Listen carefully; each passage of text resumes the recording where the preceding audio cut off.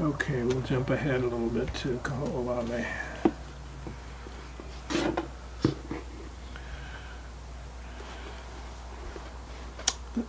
In the early 1970s, several Hawaiians landed on the target island, Kaho'olawe.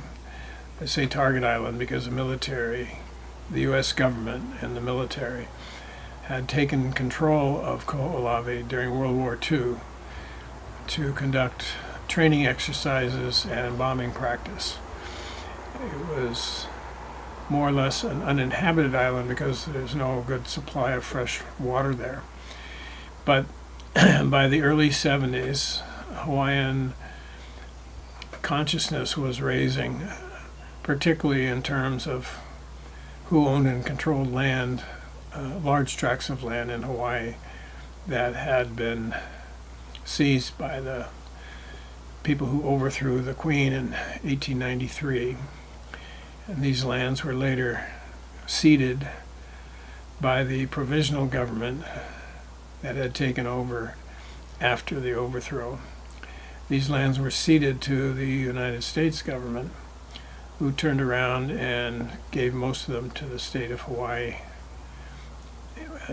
after statehood in 1959. So the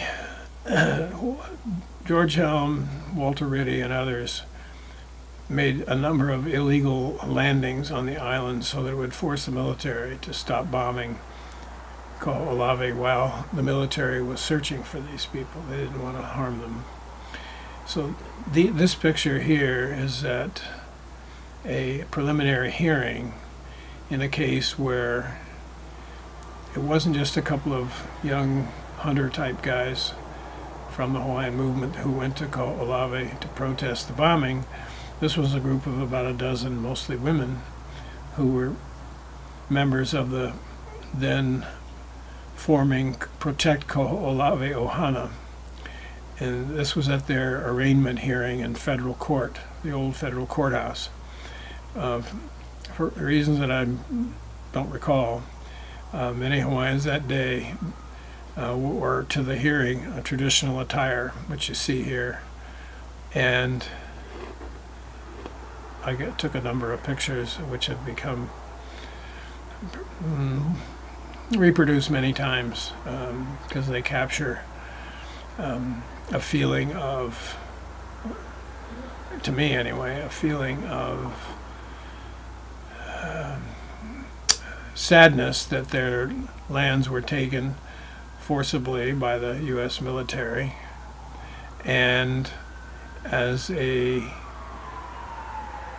gesture of defiance and protest as to the continued occupation of various military bases in Hawaii. Now, since this picture was taken, the U.S. government did stop the bombing on Kaho'olawe. The Congress appropriated about $400 million to clean up the island, which my understanding is the money spent, but they haven't finished cleaning up.